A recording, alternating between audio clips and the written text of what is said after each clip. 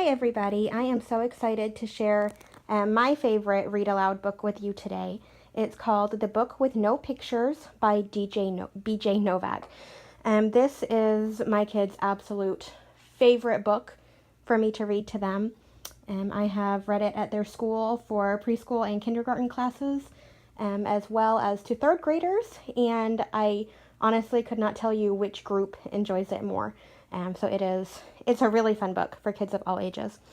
So the premise of the book is, obviously, there's no pictures. Thumb through it real quick. There are a few colors in different places. There's some fun fonts.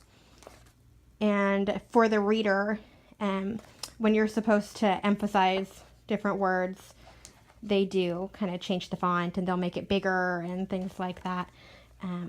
But the premise is that it must not be very fun to read a book with no pictures, right? But they go on to tell you that actually it is fun because it's a little known secret that any word that's on the page, the grown-up has to read. So there's silly things like blork and blurf, and you have to read it with your monkey mouth in your monkey voice. My kids' favorite is the monkey robot. You have to say, I am a monkey robot, and they think it's hilarious. My 4-year-old just rolls on the floor. And you actually have to sing in it. So now it's time for me to sing you my favorite song. There's a song. Do I really have to sing glug, glug, glug, my face is a bug. I eat ants for breakfast right off the rug. Go, what? This book is ridiculous. Can I stop reading yet? And at this point, every child in the room will scream out, no! Go, no, there are more pages. I have to read the rest. And it just kind of keeps going on like that.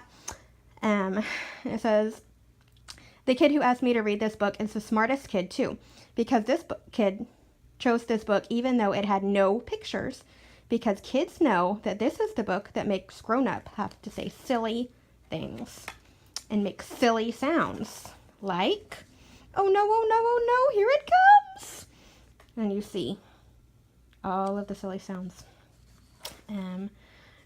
So it was an instant hit with my kids.